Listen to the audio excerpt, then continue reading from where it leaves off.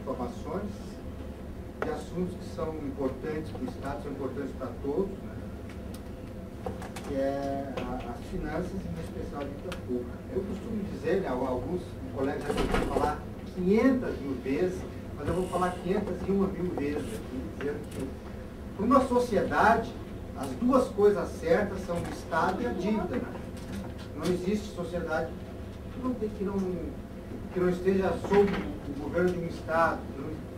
Se existe sociedade, existe Estado. Se existe Estado, existe dívida. Então, o Rio Grande do Sul não podia quebrar essa regra, né?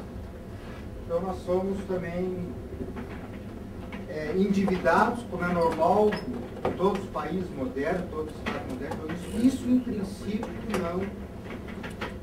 não nos assusta. E quando se fala de dívida pública, que é o nosso assunto, o que é importante uma dívida pública?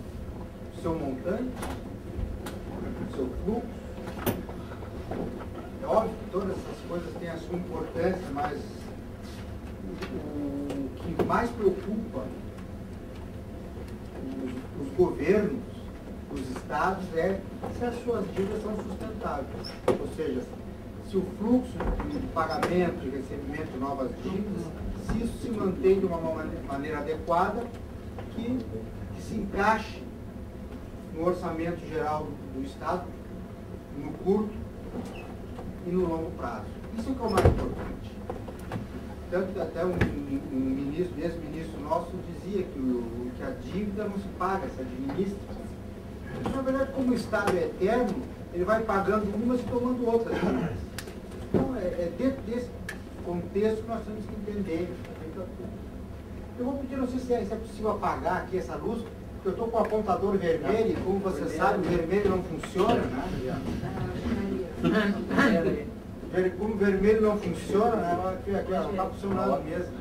Se fosse azul, talvez fosse melhor, né? Hoje não é um bom dia. É verde, tem que ser verde. Não, mas a gente tem que... Pois é, então vamos manter assim, né? Então, o nosso objetivo aqui hoje é apresentar, então, o relatório da dívida de 2012. Então, nós vamos sentar a nossa posição de dívida no ano de 2012, com os acontecimentos dessa dívida. É claro que, quando a gente olha para o passado, as questões que vão nos vir à mente são as questões futuras. Aí nós vamos poder discutir. No nosso relatório da dívida, nós vamos apresentar para vocês, nós também propomos algumas análises de futuro, porque realmente o que nos interessa é o passado, né? O passado passou, nos interessa saber o que aconteceu, mas o que vai nos preocupar realmente é o futuro. Então, nesse sentido, que nós vamos apresentar então para vocês algumas também previsões que estão no nosso relatório. Nosso relatório esse ano, inclusive, nós geramos a primeira versão em inglês desse relatório, um relatório que já em português já era referência mundial, né? Vários organismos internacionais tomaram contato com o nosso relatório nos anos anteriores e nos deram um feedback muito interessante, que nos animou bastante. Então, esse ano nós fizemos a primeira versão em inglês desse relatório. Eu vou apresentar em português aqui, né? Eu sei que não teria dificuldade se apresentasse em inglês também, mas vamos com um velho e bom português, né?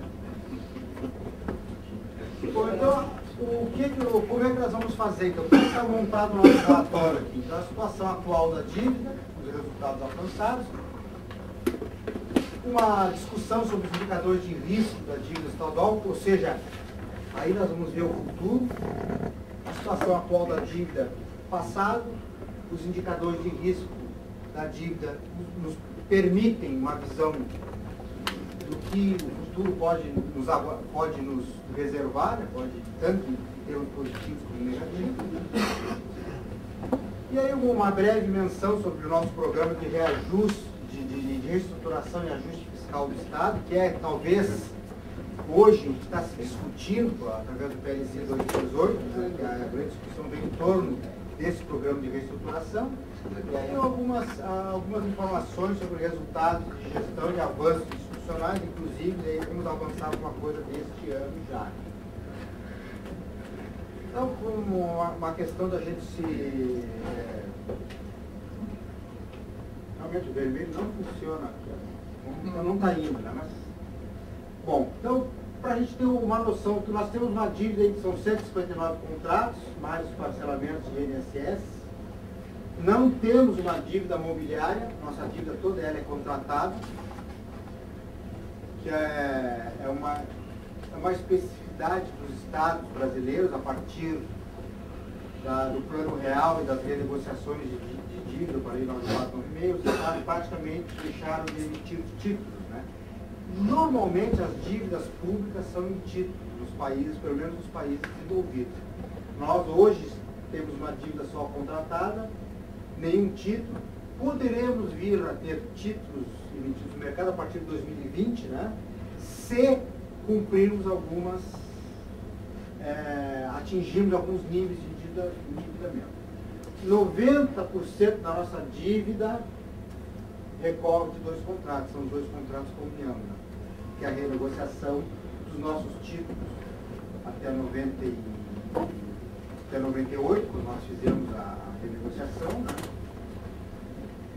Sobre a eixo da Lei 9496, né? Que nos permitiu essa renegociação. Então, a partir daí, nós trocamos nossos títulos por contratos com a União. Dois desses contratos representam 90% da nossa dívida. E isso já nos coloca uma informação importante, né? Quando a gente avalia o risco, o que significa nós devemos muito para um só credor, que nos tira a margem de manobra da dívida, que seria o gerenciamento de dívida, que seria uma das atividades importantes do setor público de gerenciar o seu endividamento. Bom, então aqui, comparando 2011 com 2012, nós vemos que a nossa dívida fundada, aí aqui está fora os precatórios, fora as renegociações, né? A nossa dívida fundada aqui fechou o ano de 2012 em 47 bilhões de reais, sendo que 90% dessa dívida é justamente a nossa renegociação da 9496 com o governo federal, né? Temos ainda um saldo da 8727, são empréstimos com a taxa federal, vem da extinta Coab, extintos débitos do SFH. E aí temos empréstimo com o BNH, Banco do Brasil, que foi um empréstimo novo, ele não existia em 2011, né? E fechamos a nossa dívida interna em 44 bilhões, aí somamos as nossas dívidas externas, que corresponde a apenas 6% da nossa dívida, e o resto pertence à nossa dívida interna. Então, a nossa dívida interna é 6%, a externa é 6%, a interna, então, fecha em 93,8%. Dentro dessa dívida, a intralimite é aquela lá, são 42 bilhões, as outras, com BNDES e Banco do Brasil, são dívidas que estão fora do limite previsto na Lei 9496. Isso então nos coloca, vemos aqui também que houve um crescimento dessa dívida, que no total a nossa dívida cresceu de 2011 para 2012, ela cresceu 9%, com diferentes percentuais de crescimento. A dívida intralimite cresceu 8%, ela cresceu menos que a dívida total, porque houve um incremento de endividamento através de operações de crédito externa e interna, e também os nossos índices pelos quais as nossas dívidas são corrigidas, né? Sejam elas o dólar, o GPDI e outros eventualmente triângulos. Bom, do ponto de vista de correção monetária, como é que a nossa dívida se compõe? Nós temos aqui que os valores contabilizados como correção monetária no exercício de 2012 somaram 3 bilhões de reais. Isso aqui esse valor ele é extra-orçamentário. são o valor das variações contabilizadas. Desses 3 bilhões, nós vamos ver que da lei principal, o 9496, desses 3 bilhões, um pouco mais da metade, 1,5 se refere ao principal, um pouco menos, 1,40 se refere ao resíduo. Nada mais é que a parte não paga do principal ao longo dos anos, de 98 até 2012. E o extra limite, que são também dívidas sob a égide da 9496, mas que ficaram fora do nosso limite de comprometimento de receita, tiveram aí uma correção monetária com o IGPDI, um lançamento de variação, um valor bem inferior. Aqui é a nossa evolução de dívida, o crescimento que nós estamos verificando se deve basicamente à incorporação dessa correção monetária, da atualização dos valores e alguma dívida nova que a partir de 2009 nós começamos a voltar a contratar dívidas com bancos internacionais, com bancos nacionais, os bancos nacionais, o BNDES, o Banco do Brasil, os internacionais, o BIRD e o BID, o Banco Interamericano de Desenvolvimento.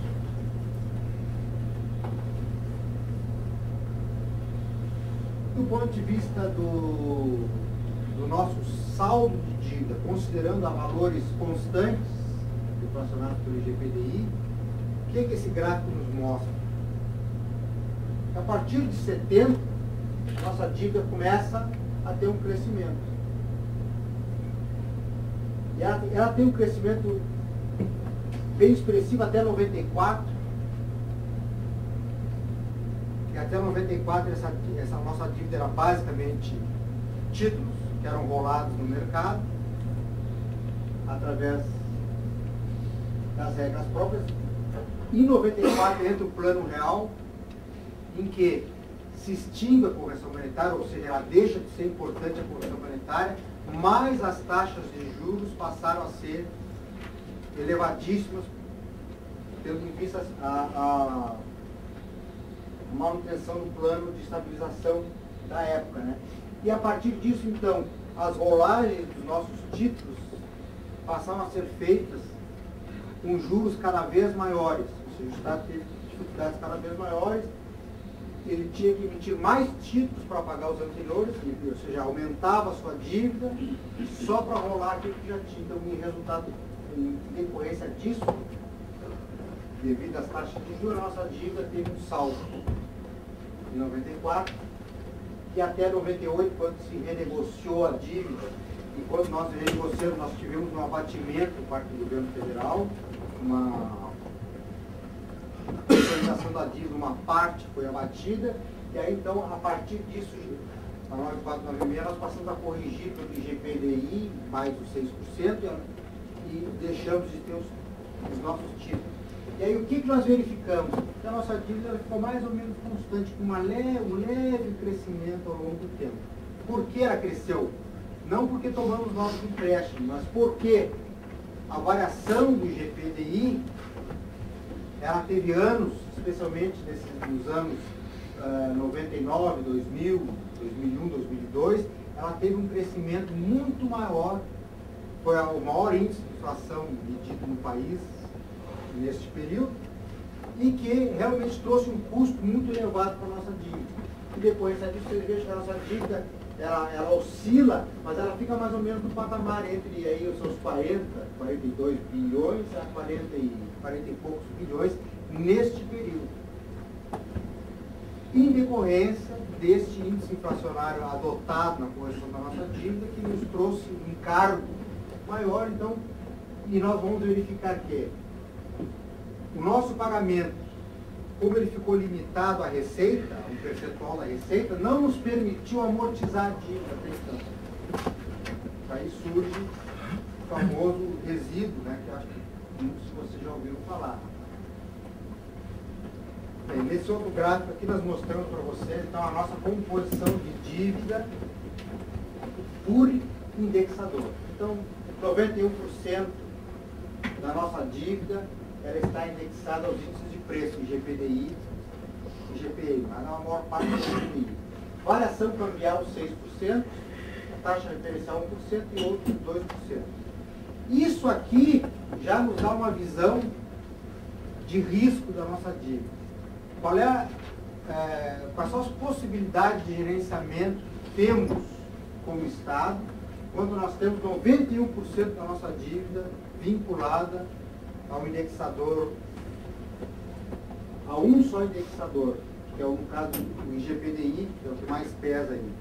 Isso nos dá uma margem de manobra muito pequena e nos coloca muito refém do que acontece nesse índice de preços, no caso o IGPDI, que é um índice híbrido, é um índice que ele tem 40% índice de consumidores, os outros e o resto índice de atacado e índice de construção civil, ou seja, nos coloca refém desse índice, que também é bastante influenciado pela variação cambial. Então, todo o gerenciamento da nossa dívida, ele gira em torno desta questão do desempenho do IGPDI. Anos que o IGPDI é muito grande, como foi em 2012, a nossa dívida tende a crescer muito. E a nossa receita real, ou seja, a nossa receita comparada com o IGPDI, ela tende a ser menor do que o necessário para que essa dívida se mantenha uma trajetória descendente a longo prazo. Por tipo de juros, nós temos apenas 8% da nossa dívida a juros flutuantes, as LIBOR, das TJLP, PR, e 92% da nossa dívida é a juros fixos. Isso dá uma outra visão do nosso grau de liberdade de gerenciamento quando nós temos contratados a juros fixos, ou seja o que ocorrer com a receita ou com a economia, a nossa taxa de juros está dada. Não podemos alterá-la. E sob um percentual muito grande da nossa dívida. E ao passo que a dívida flutuante, a juros flutuantes, ela é interessante em momentos que a economia está em recessão, como esteve aí de 2008 até agora, e que elas tendem a cair. Então, mas como apenas 8% da nossa dívida está atrelada a esse tipo de juros, significa que os efeitos de uma queda na taxa de juros geral têm pouco reflexo na nossa dívida pública. Nós estamos realmente muito presos à nossa dívida, ao nosso juro já pré-fixado. Então, a nossa taxa média ponderada da dívida pública é interessante. Você vê, a nossa dívida total, ela é um pouco menos de 6%. A nossa dívida interna, ela quase chega aos 6%. E a nossa dívida externa, em decorrência do mínimo que está sendo atingido as taxas de juros internacionais, a LIBOR, que é a nossa principal taxa, você vê menos de 1%. A LIBOR está na casa de 0,4%, né? 0,4%, 0,5%, já esteve em 4% até 2008, ela caiu com a recessão, ou seja, então nós nos beneficiamos dessa taxa de juros baixa, mas como a nossa dívida indexada a esses juros é muito pequena, a nossa ponderação do nosso juros sobre a nossa dívida total teve um pequeno impacto. Nós estamos muito próximos da taxa, de uma taxa fixa, que é a que governa a maior parte da nossa dívida. Isso certamente nos tira um poder de gerenciamento maior. Aqui, para a gente comparar uma das métricas que foram utilizadas a partir do plano da Lei 9496, e vamos ver também de resoluções do Senado, foi a comparação da dívida. E esse é um dos indicadores muito utilizados, não só do setor público, mas também para empresas, né? É a comparação da dívida com a receita. Muito utilizada é a receita líquida real e a receita corrente líquida. Depois eu vou apresentar isso para vocês. Então, em relação à receita líquida real, que é a receita total arrecadada pelo Estado deduzidas algumas destinações de recursos, como a participação dos municípios e outros valores que definidos como não devendo fazer parte da receita líquida real, nos dá, então, um comprometimento da nossa dívida, comparando aquilo que nós pagamos em relação a essa receita. Por contrato da nossa 496, nós somos obrigados a gastar 13% da nossa receita líquida, pagando os contratos da nossa 496. Isso fixo, ou seja, se a prestação der mais que 13%, nós só pagamos 13%. E aí gera o famoso resíduo, que todos vocês já devem ter ouvido falar. Bem, mas além dos 13%, nós temos dívidas extra-limites, que nos consome mais um percentual dessa receita líquida real. Então nós estamos vendo aqui que a nossa média é em torno de 1,5 da nossa receita corrente líquida, receita líquida real, é gasta com dívidas extra-limites. E os outros 13% fixo pelo contrato assinado fica comprometido para a 9496. Então, em média, nós gastamos da nossa receita líquida real 14,5%, 14,3%. Ou lambdas mais à frente, eu vou mostrar para vocês como isso vai se comportar no futuro, segundo as nossas previsões nos dados de 2012. Então, sobra da nossa receita líquida real, sobra 85,5% para os demais gastos, pessoal, saúde, segurança e educação. O resto fica comprometido com a nossa dívida aqui. Isso é alto, isso é baixo? Nós não podemos, assim, de pronto, afirmar se isso é um comprometimento bom ou não. Não é por aí, não podemos discutir, nós temos que colocar isso dentro de um outro contexto, antes de chegarmos de examinar se isso aí é um comprometimento razoável. Bem, aqui é só para mostrar para vocês que o nosso comprometimento da receita líquida real já chegou a bater 19%.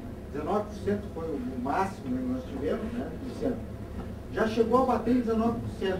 Mas nós estamos vendo aqui que esse comprometimento está caindo. E por que ele está caindo? Basicamente, porque a receita líquida real, a receita do Estado, tem reagido melhor. Ou seja, nós temos conseguido ter uma receita com um crescimento razoável. Embora isso vá oscilando ao longo do tempo, tivemos nos períodos iniciais dos anos, que até foram anos de recessão para a economia brasileira, nós vamos ver que o nosso comprometimento com a dívida da nossa receita foi crescendo. Ele foi crescente até um determinado momento e depois passa a cair quando o país começou a ter um crescimento razoável, um pouco mais constante.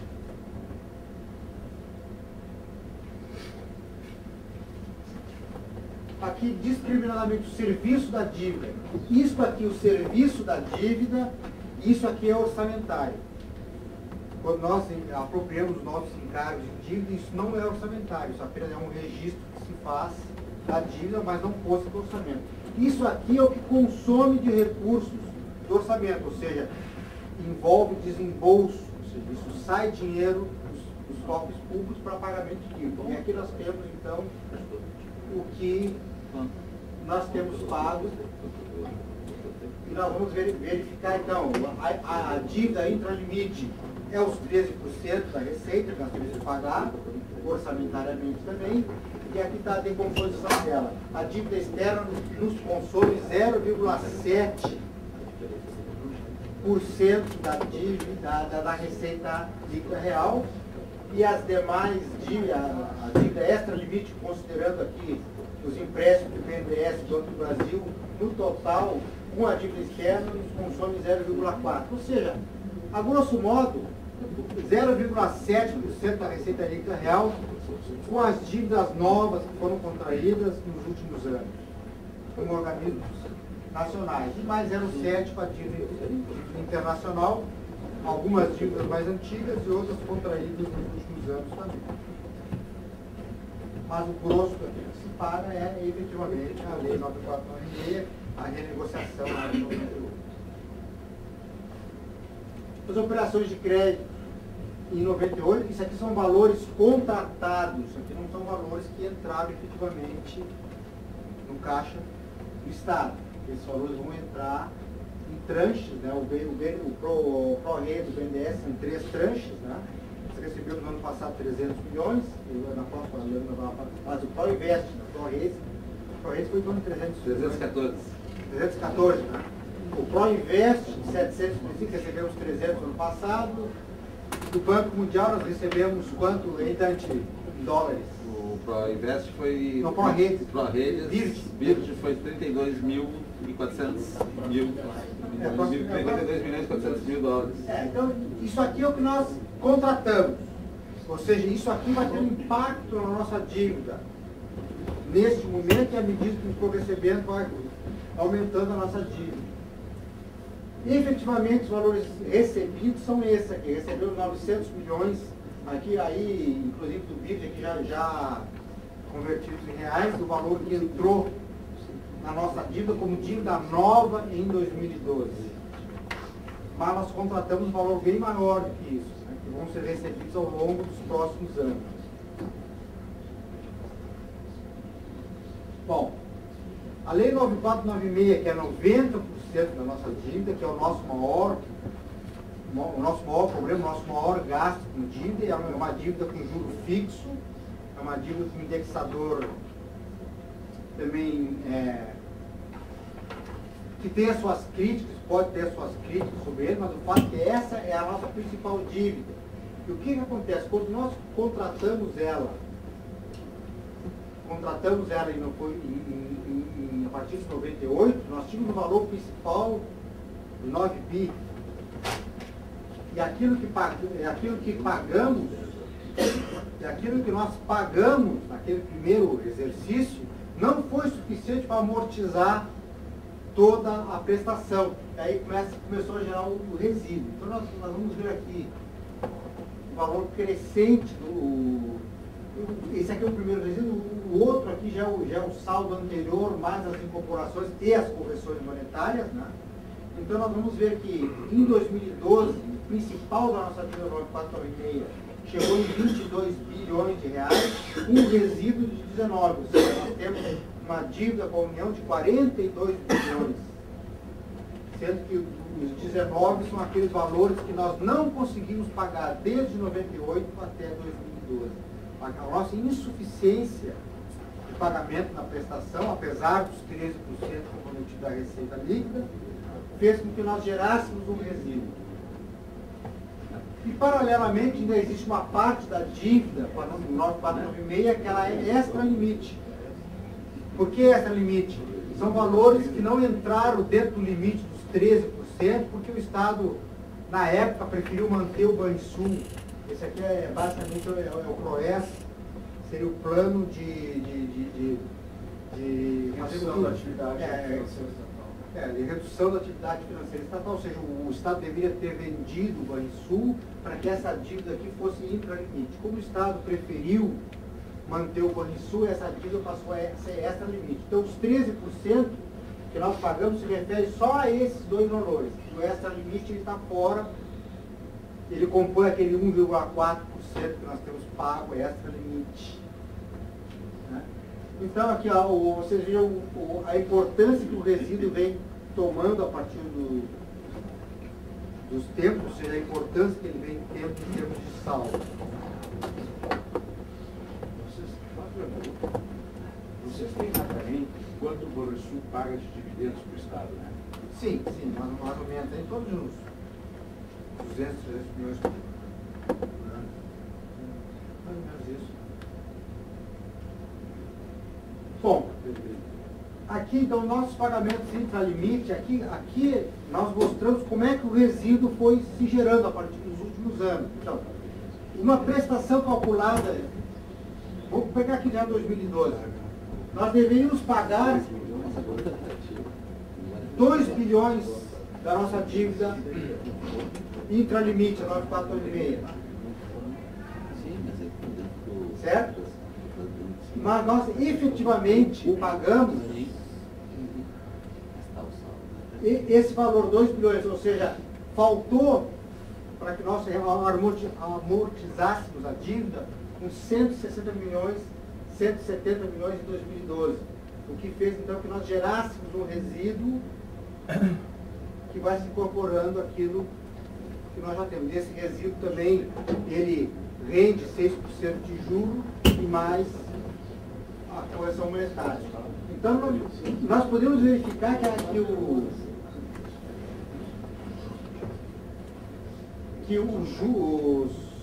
as insuficiências de amortização de dívida até são decrescentes, ou seja, o Estado tem amortizado cada vez mais, mas ainda insuficientes para amortizar todo o valor que deveria pagar. Então, gerou-se um resíduo que ele também gera juro e correção monetária, aumentando a nossa dívida fundada.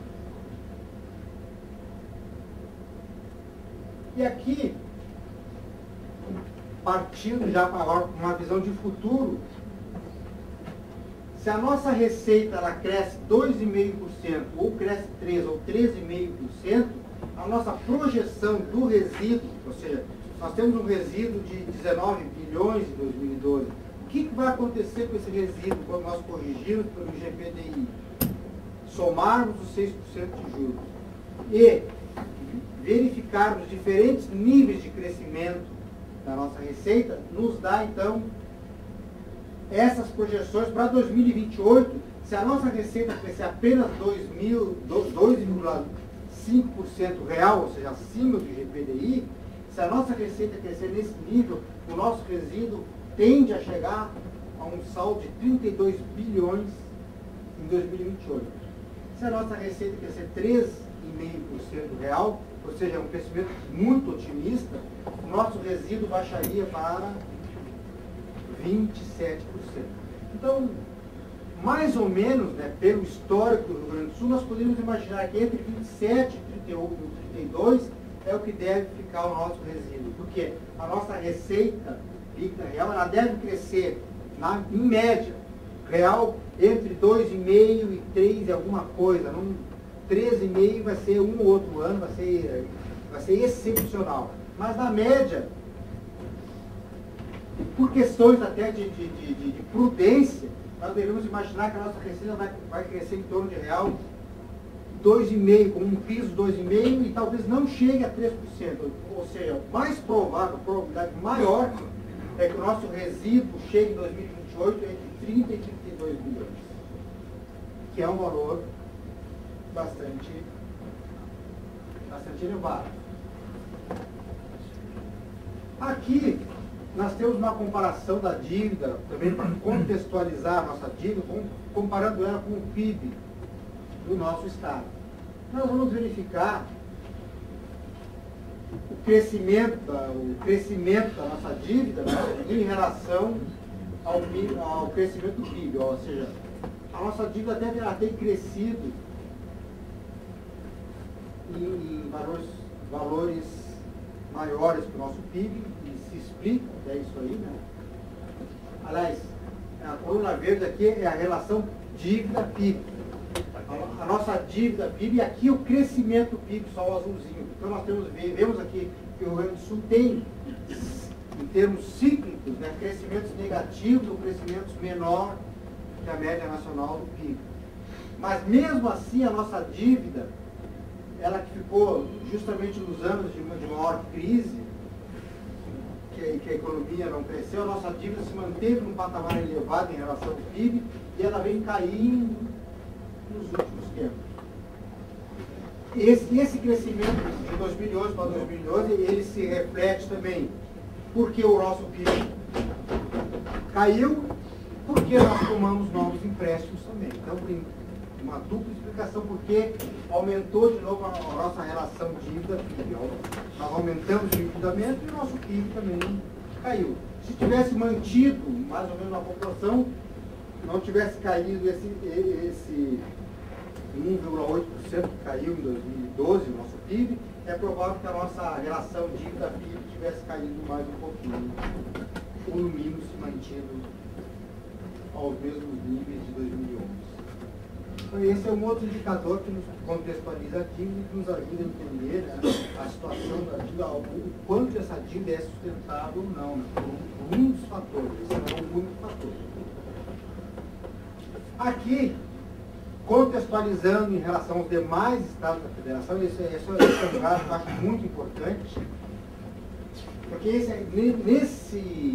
nessa tabela aqui nós comparamos a dívida consolidada líquida dos principais estados brasileiros com a receita corrente líquida dos estados brasileiros. A receita corrente líquida e dívida consolidada líquida é um dos indicadores que o Senado criou, né, ou ele estipulou como sendo uma das diretrizes do gerenciamento das dívidas dos estados brasileiros. Então vamos verificar aqui São Paulo, Minas, Rio de Janeiro e Rio Grande do Sul, os 4 estados mais endividados. O 5º estado mais endividado é Goiás, com uma dívida bem inferior à do Rio Grande do Sul. E nós vamos verificar que a dívida consolidada de todos os estados, em relação à receita corrente líquida de todos os estados, dá um indicador de dívida, receita de 1,01%, 1,0,5%, a média de todos os estados brasileiros. E aí, se nós compararmos a situação dos estados mais endividados, nós vamos ver que todos eles estão bem acima da média, e o Rio Grande do Sul muito mais acima da média do que os demais, ou seja, é mais do que o dobro do que a média nacional. Então, por esse indicador, a dívida do Rio Grande do Sul em relação à sua receita corrente líquida é o pior indicador que existe no país hoje. Embora nós vamos ver que São Paulo, Minas e Rio possuem indicadores também bastante preocupantes, até pelo tamanho dos estados, pela importância que esses estados têm na economia brasileira. Isso aqui nos contextualiza o próprio Rio Grande do Sul em relação aos seus pares. A dívida consolidada, a dívida fundada, eu tinha mostrado aqueles gráficos anteriores para vocês, 44 bi. A dívida consolidada, que aí ela já parte com um conceito mais amplo, ela sobe dos 44 para 51 bi. Aí nós estamos incorporando o que a mais aqui? Estamos incorporando aqui os precatórios, que não estavam na dívida fundada, e algumas outras, aqui também a dívida também da indireta, que algumas entidades da indireta, não as companhias, as fundações, autarquias, né, que contribuem para esse valor aqui chegar a 51 bi.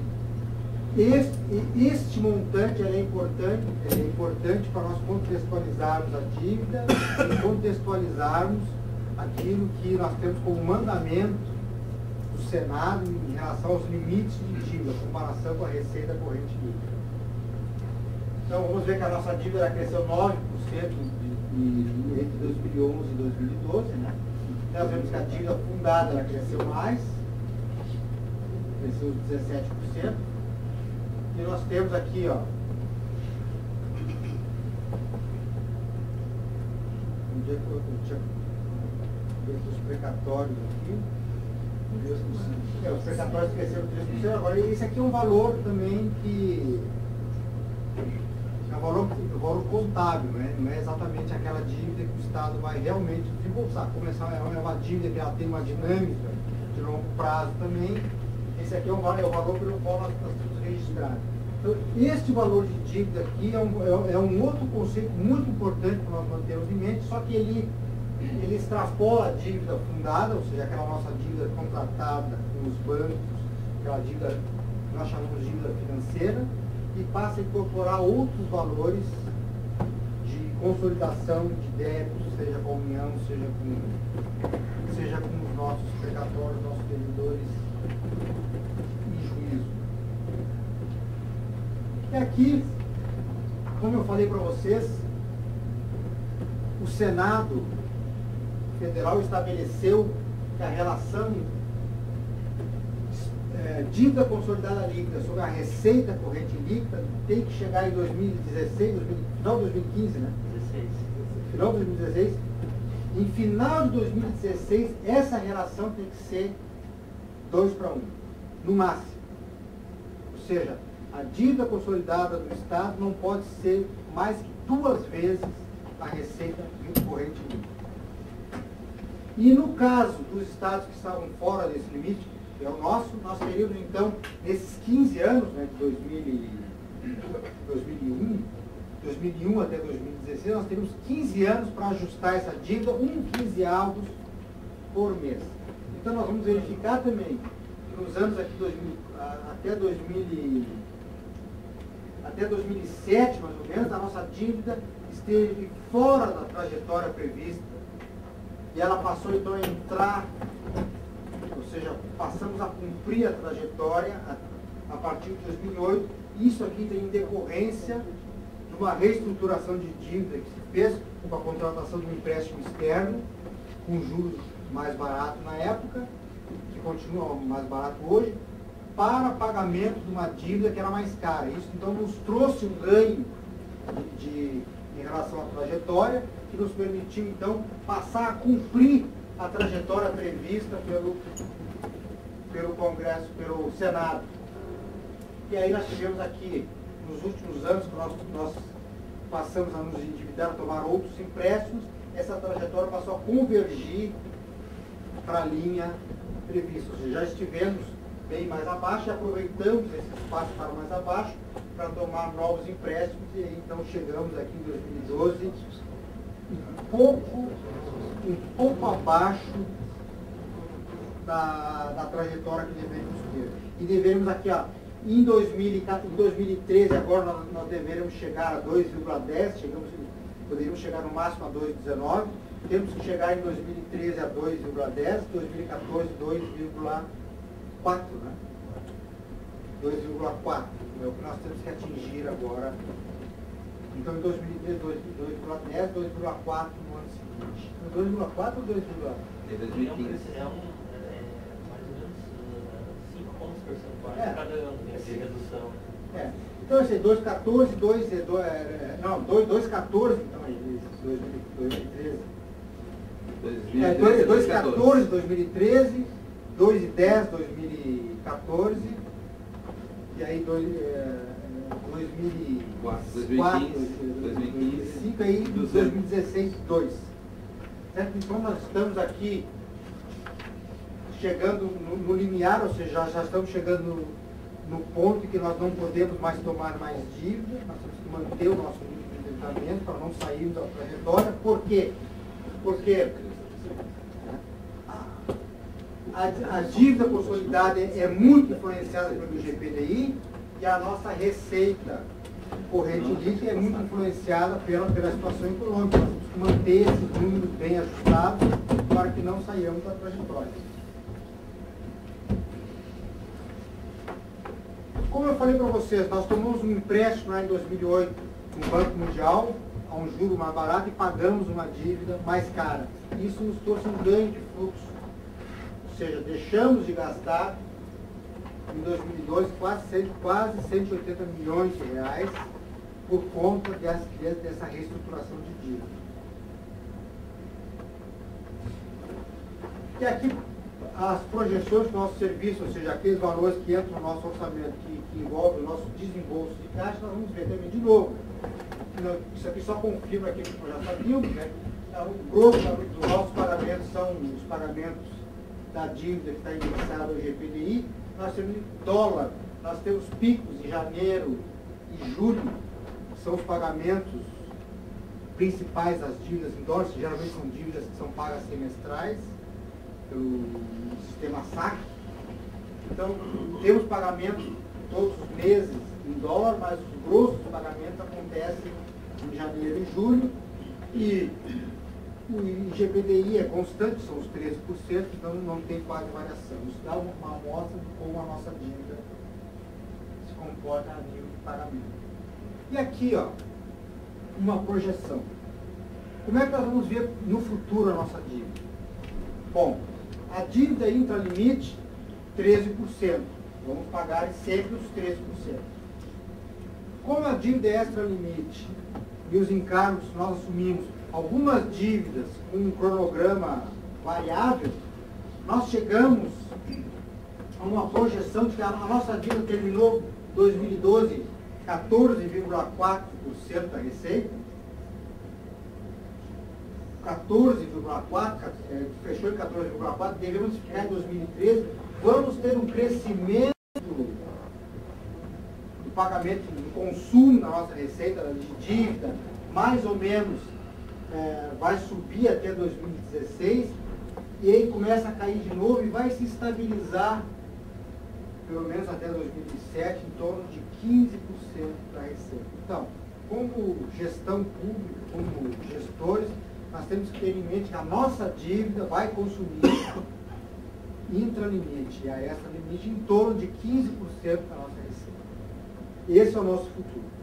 Todo o resto tem que caber nos Todo- outros 85%. Todo o resto dos gastos públicos vai ter que caber dentro dos 85% que vai restar até 2017. Claro, isso aqui é a nossa projeção feita em 2012, com os dados de 2012. Coisas podem alterar, um crescimento maior da receita, um crescimento constante do PIB, um crescimento, um ciclo virtuoso de crescimento, mas que eventualmente não podemos prever, isso aí não podemos dar como seguro. Então, cabe a nós como gestores pensar o nosso futuro e que 15% vai estar comprometido com a dívida pelos próximos 15, 20 anos. Com um crescimento de 2,5%, né? Sim, crescimento maior, o verificado.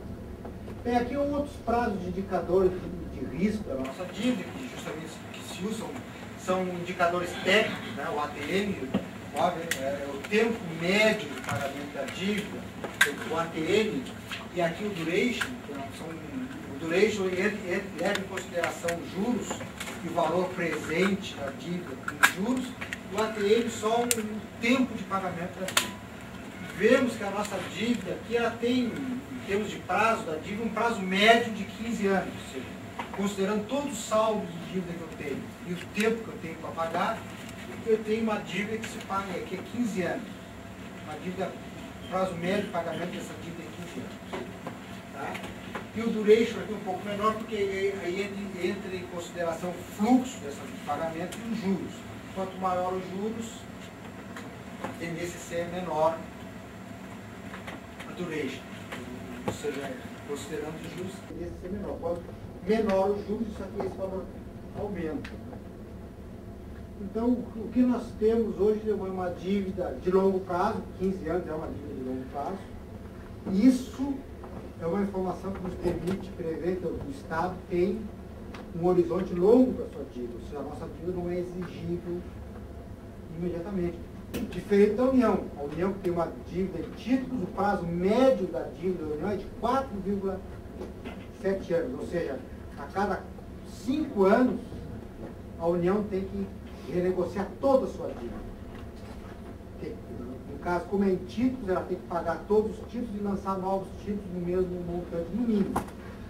E o Estado não, nós temos 15 anos, ou seja, nós temos uma situação do ponto de vista de prazo, uma dívida mais gerenciável, neste particular. E aqui também uma análise de sensibilidade, isso aqui é interessante, essa análise que nós colocamos no nosso relatório. Uma variação de 1%, variar 1% o dólar americano, o nosso serviço da dívida, ou seja, se variar 1% do dólar, nós vamos precisar gastar mais, orçamentariamente, 500 mil reais, e a nossa dívida vai aumentar em 30 milhões o estoque da dívida. Então, hoje o dólar já subiu esse ano, digamos, 10%, para arredondar, então seria o quê? 5 milhões a mais no nosso serviço da dívida e 300 milhões a mais no nosso estoque. Assim como uma variação de 1% do IGPDI faria com que o nosso serviço da dívida aumentasse 5 milhões, embora para limitar aos 13%, mas o nosso estoque aumenta em 400 milhões. Então vocês vejam aqui, ó, como a nossa dívida é muito mais sensível ao IGPDI. em 1% de GPDI, nos aumenta 400 milhões. E uma variação no dólar, considerando o nosso estoque de dívida, que gerasse 400 milhões, ou seja, o dólar pode crescer 12%, 13% ao ano para gerar uma variação no nosso estoque de dívida equivalente a 1% do GPDI. E aí vocês vejam como a nossa dívida está atrelada a certos índices e como a variação desses índices pode trazer para nós notícias desagradáveis ou agradáveis conforme eles se comportam. Então, o nosso, em decorrência da lei, nós firmamos com a União um contrato de financiamento. A União, então, nos financia até 2028 a nossa dívida, mais 10 anos para pagar o resíduo. Surge, então, o famoso PAF, que nós todo ano temos que rever, e por esse plano nós temos que cumprir certos indicadores, manter a dívida financeira em relação à dívida real a certos níveis, né, que está em torno de 2,19 no máximo, né, Agora, eu vou apresentar para vocês aqui. Nós nos comprometemos em ter resultado primário, nos comprometemos a manter a despesa com o pessoal sob um certo controle, nos comprometemos a ter receitas próprias e nos comprometemos com outras coisas de ajuste no Estado e despesa de investimento. Isso nós nos comprometemos com a União para que a União refinanciasse a nossa dívida ao IGPDI mais 6%. O programa de ajuste fiscal, como eu falei para vocês, né, a resolução do Senado usa a receita corrente, a dívida consolidada líquida, em relação à receita corrente. 2016 temos que chegar a 2. Em 2012 nós tínhamos que estar em 2,19. Em relação ao PAF, muda o indicador. Ele não é mais dívida consolidada, mas a dívida financeira, a nossa dívida fundada, em relação à receita real líquida. A receita líquida real. A receita líquida real, ela costumeiramente, ela é inferior à receita corrente líquida. Então, o indicador aqui é maior. Nós, em 2013, poderíamos ter, no máximo, uma relação dívida financeira em relação à receita líquida de 2,38 e o limite inferior aceitável 2,32. Ou seja, poderíamos ter menos 2,32, mas 2,38 é o superior, né? E aí vem a evolução da nossa dívida prevista até 2027, que é quando termina o nosso contrato. Ceteris paribus, ou seja, mantidas as condições que nós verificamos até então. Se alterar para mais ou para melhor ou para pior, podemos ter diferenças. Então, no ano que vem, no próximo relatório, nós certamente vamos ter um outro indicador. Talvez não se altere muito, mas certamente vamos ter alguma modificação em relação a isso. Bom, aqui é uma boa notícia, né? Desde 98, que nós pagamos 13% da nossa receita corrente, receita líquida real, nunca conseguimos pagar toda a prestação. E a partir agora de agosto, esse mês, o mês passado, né, recém-passado, né, nós pagamos pela primeira vez uma parcela do nosso resíduo. Ou seja, deixamos de fazer com que o nosso resíduo cresça. Ou seja, conseguimos pagar uma parcela desse resíduo, 1,4 milhão. Nós tínhamos uma prestação calculada de 193 milhões, era o que nós deveríamos pagar, mas os 13% geraram 194. Então pagamos pela primeira vez, desde 98, uma parcela do resíduo. A nossa estimativa é que em janeiro de 2014, esse valor passe para 10 milhões.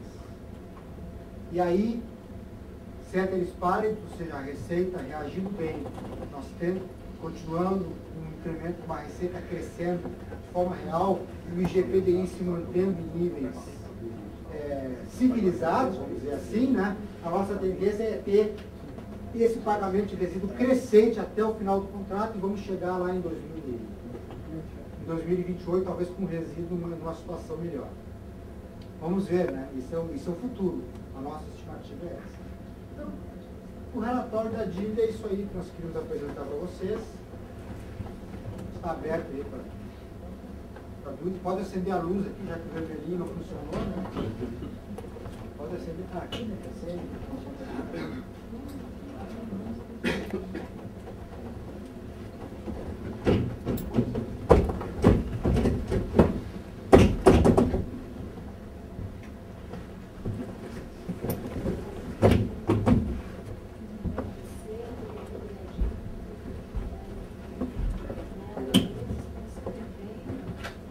Nem ficou duro, porque ficou uma palavra, para apresentar para você,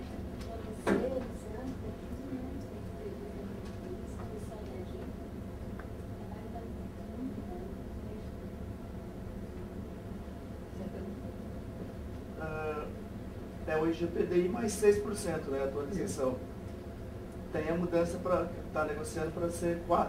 Tem alguma expectativa? Daí o resíduo vai para quando? Vamos trabalhar da seguinte forma.